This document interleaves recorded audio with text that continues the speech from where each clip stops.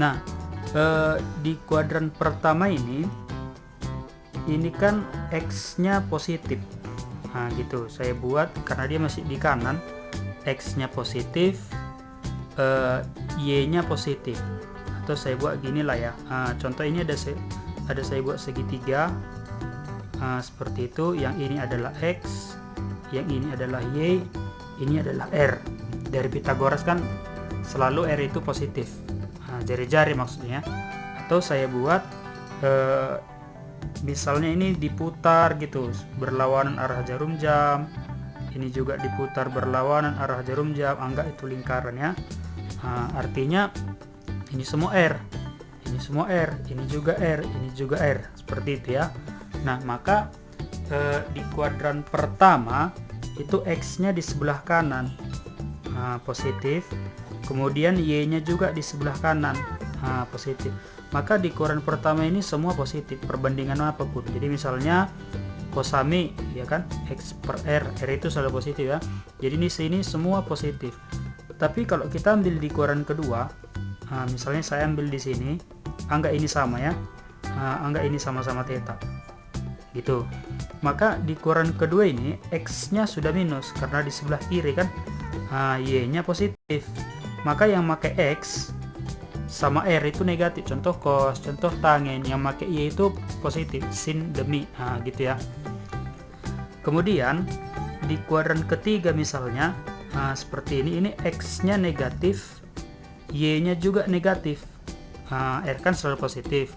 Di kuadran keempat sebelah kanan X-nya positif, Y-nya sebelah bawah negatif. Nah, sehingga misalnya sinus theta itu kan di depan per miring, Y per R. Kemudian cos itu kan kosami, samping per miring, X per R. Kemudian tangen itu kan depan per samping, desa ya. Berarti dia Y per X. Maka bisa kita bilang bahwa di kuadran pertama, karena X-nya positif, Y-nya positif, maka ini semua positif. Gitu. Di kuadran pertama semua positif. Di kuadran kedua yang memakai Y, sama R aja yang positif, yakni adalah sinus. Atau kebalikannya kan, kebalikan sinus adalah kosekan. Kemudian di kuadran ketiga yang positif itu yang pakai dua-duanya, gitu, yang pakai dua-duanya. Dalam hal ini tangen, itulah yang positif, ataupun kebalikan tangen, yakni adalah kotangen. Di kuadran keempat itu yang positif adalah cos, karena dia X yang positif kan, samping per miring. Atau kebalikan cos itu sekan. Itu semualah dia tanda pada kuadran.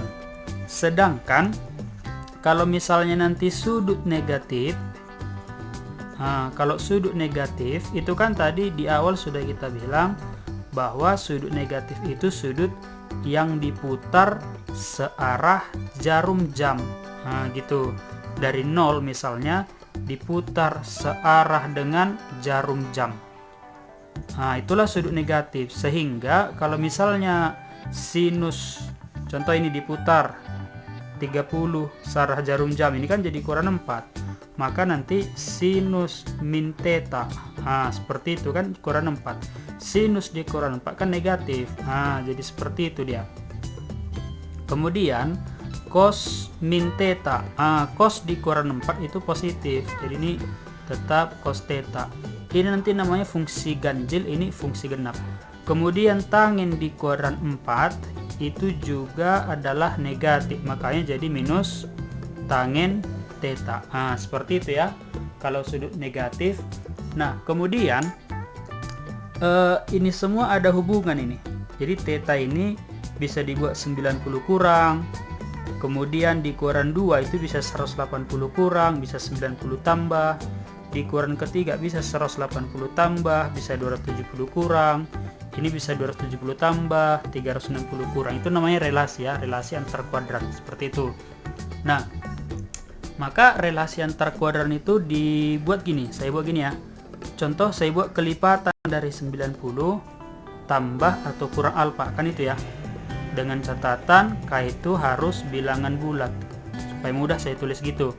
Jadi misalnya kalau K-nya 1 berarti 90 tambah atau 90 kurang. Itu. Kemudian ini saya buat gini ya. Kalau K-nya ganjil, kan K itu bilangan bulat. Kalau K-nya adalah bilangan bulat yang ganjil, misalnya ini 1 berarti 90 tambah atau kurang, ini kurang, ini tambah. Kalau 3 berarti 270 tambah atau 270 kurang, kan gitu. Maka fungsinya itu berubah atau diubah. Maksudnya fungsinya diubah, sinus itu jadi diubah jadi cos. Seperti itu. Nanti kita lihat contoh. Kemudian tangen itu diubah jadi kotangen. Seperti itu. Sedangkan kalau K-nya genap,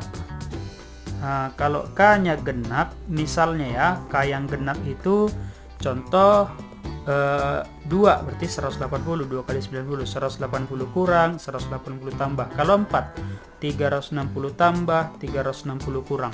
Artinya kalau pengalinya ini genap, maka fungsinya tetap. Gitu, fungsinya tetap. Jadi sin tetap sin gitu ya.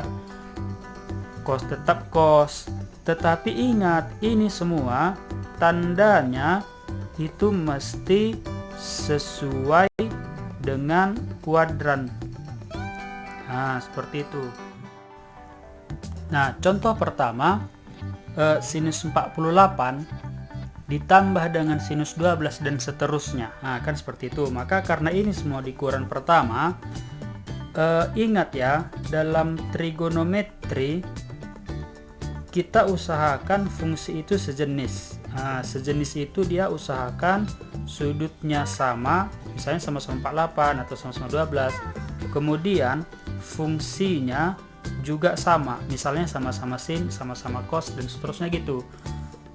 Intinya harus ada yang sama, gitu. Kan di ukuran pertama, dari mana kita tahu ukuran pertama? Karena 78 dan seterusnya. Di ukuran pertama itu hanya satu pilihan. Contoh, sin 90 kurang alfa, karena ini 1 kali 90 ganjil, maka fungsi berubah, sin jadi cos gitu. Tetapi karena ukuran 1 positif, maka tetap cos alfa. Sebaliknya juga sama, kalau ada cos 90 dikurang alfa, itu sama dengan sinus alfa gitu. Makanya cos 60 itu sama dengan sin 30. Artinya ketika dijumlahkan 90 itu sama. Gitu ya. Maka saya usahakan ini misalnya saya buat jadi sinus, sehingga ini tetap sinus 48 ditambah dengan sinus 12 gitu ya. 72 ini saya buat contoh ya, cos 48 sinus cos 78 itu saya buat cos 90 kurang berapa yang 78, berarti dikurang dengan 12 gitu. Artinya itu jadi sama dengan sinus 12 kan gitu. Kalau ada cos 90 kurang alfa itu sama dengan sinus alfa. Ini juga sama. Cos 42 itu saya buat cos 90 berapa supaya 42, berarti contoh 90 kurang 48. Cos 90 kurang alfa itu sama dengan sinus alfa. Artinya ini sinus 48. Gitu. Artinya ketika dijumlahkan 90 itu sin sama cosnya sama. Ini juga gitu. Saya buat sama-sama ke sinus semua. Ini tetap sinus 49, cos juga bisa ya. Misalnya ini atau saya buat ini jadi ke 73 ya. Sama. Artinya 90 kurang berapa yang 17? Berarti 90 dikurang 73 gitu. Saya nggak usah tulis lagi. Ini tetap saya buat sinus 73. Ingat kita usahakan sejenis. 90 kurang berapa supaya 41? Berarti itu 90 kurang 49, sehingga ini sama. Ini juga sama, ini juga sama, ini juga sama. Karena nilai pembilang penyebutnya sama semua, maka itu kan hasilnya 1, sehingga 1 tambah 1 adalah 2. Itu cos 330 dikali dengan tangen dan seterusnya, tentukan nilainya berapa, kan seperti itu. Maka ingat, karena di sini ada sudut minus, ada juga sudut minus, itu dulu kita buat. Sudut minus itu kan artinya dikurangi 4. Abaikan dulu nilainya ya, minusnya aja dulu tengok. Artinya kan kalau ada tangin minus alfa tadi, ini jadi minus tangin alfa. Nah, itu dulu kita buat semua. Maka ini sama dengan ini tetap dulu kita buat cos 330. Ini kan dikurangi 4, jadi minusnya saya taruh di depan aja, atau sini minus tangin 315, karena perkalian ini saya kurung, ini minus kan jadi positif, dia artinya kalau ada sin minus alfa, seperti kita tahu kan ini jadi min sinus alfa. Abaikan dulu sudutnya sehingga ini jadi tambah sinus 210 dikali dengan kotangin 330 ditambah sekan 1200. Nah, seperti itu. Maka kita usahakan semua jadi ke kuadran 1 ya, sudutnya kita buat. Contoh 330 itu bisa kita buat 360 dikurang 30. Ini 4 kali 90 jadi genap. Artinya kalau genap tanda fungsinya tetap. Jadi ini cos 360 kurang 30 jadi cos 30. Karena dikurangi 4, cos tetap positif. Kan seperti itu. Kemudian ini minus tangin 315, kan 315 itu saya buat 360. Jadi dia genap. Dikurang dengan 45. Kalau genap fungsinya tetap, jadi tetap tangin dia. Jadi ini, tapi karena ini dikurangi ke 4, ini jadi minus. Nah, saya positifkan aja ya. Nah, jadi dia jadi tangin 45. Tadinya dia minus, karena dikali jadi positif. Kemudian ini ditambah 210. 210 itu bisa saya buat 180 tambah 30. Ini juga genap, 2 kali 90. Berarti tetap sinus. Nah, tetap sinus, tapi karena di kuadran 210 ya, kuadran ketiga sinus jadi minus ya.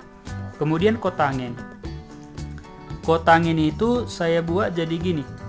Kotangin 330 itu saya buat boleh 270 ditambah dengan 60. Ini 3 kali 90 artinya ganjil. Kalau ganjil kotangin itu jadi tangin. Maka ini jadi tangin 60. Nah, tetapi karena kuadran 4 tangin itu negatif. Nah, seperti itu ya. Kalau negatif kita kurung. Kemudian ditambah dengan 1200. Contoh ya, kalau saya buat 360 dikali 3 supaya dekat ke 1000 ya, berarti ini 1080. 1200 dikurang 1080 berarti diperoleh itu adalah 120. Artinya ini sama dengan sekan 120. Nah, seperti itu ya. Sekan 120 karena ini 360, 2 kali 360, 3 kali 360. Itulah yang 1080 itu kan. Maka ini saya hitung. Cos 30 berarti itu adalah, ini saya buat di sini ya, cos 30. Ini ada panjangnya 2, panjangnya 2, tegak lurus, ini 1, ini 1, segitiga sama sisi. Inilah sudut 30 itu, ini sudut 30. Ini sudut 60. Ini semua 60, 60, 60. Sehingga dari Pitagoras diperolehlah tingginya ini akar 3, kan 4 kurang 1. Berarti cos 30 samping per miring berarti setengah akar 3 gitu. Tangin 45 berarti itu 1 ya, karena ini tambah kali 1 berarti ini tambah, sin 30 adalah setengah. Kemudian tangin 60 ya kan, depan per samping berarti adalah akar 3. Kemudian sekan 120 itu kan 180 kurang 60 berarti dia tetap, artinya tetap sekan 60. Tapi karena kuadran kedua sekan itu minus, sekan itu artinya seperkos. Nah, seperkos 60. Cos 60 kan samping samping per miring, setengah. Dibalik jadi minus 2. Sehingga kita peroleh jawabannya setengah akar 3 tambah setengah akar 3 adalah akar 3 dikurang dengan 2. Nah, seperti itu. Lanjut contoh yang ketiga. Jika sudutnya di kuaran kedua, ingat kalau ada sudut di kuaran kedua, maka nilai tangen itu harus negatif, kan gitu. Dengan kata lain, kalau nilai tangen negatif, P itu nilainya negatif. Misalnya P itu minus 2 atau minus 5 gitu ya. Artinya P itu minus karena di kuaran kedua. Sehingga di kuaran kedua nilai sinus itu positif, nilai cos itu harus negatif. Mau kayak manapun cerita harus gitu dia. Maka dari tangen X berarti saya gambar segitiga siku-siku, kemudian saya letakkan X, tangen itu depan per samping, sehingga saya peroleh dari Pitagoras akar 1 tambah P kuadrat. Nah, nilai sinus X di kuaran kedua kan harus positif. Sinus itu kan depan per miring. Nah, itu sinus. Kalau di kuaran kedua tadi sinus itu harus positif. Kita tahu tadi P-nya minus. Artinya kalau contoh P-nya minus 2. Jadi ini minus ini. Karena P-nya minus. Supaya positif ini harus dikali minus. Nah, seperti itu. Kemudian cos di kuaran kedua itu kan harus negatif. Dalam hal ini cos samping per miring. 1 per akar 1 tambah P kuadrat. Cos di kuaran kedua harus negatif, ini masih positif. 1 per hasil akar kan positif, maka saya minuskan. Jadi ini sudah positif, ini negatif. Maka ditanya tentukan nilai sin X dikurang dengan 1 cos X. Sinus X nya minus P per akar 1 tambah P kuadrat. Kurang jadi tambah, 1 artinya dibalik, jadi 1 tambah P kuadrat. Tinggal samakan penyebutnya itu semua akar 1 tambah P kuadrat. Kalau akar dikalikan, contoh akar A kali akar A itu adalah A, kan gitu. Berarti ini jadi 1 tambah P kuadrat. Saya tulis terurut, kemudian ada minus P. Seperti itu.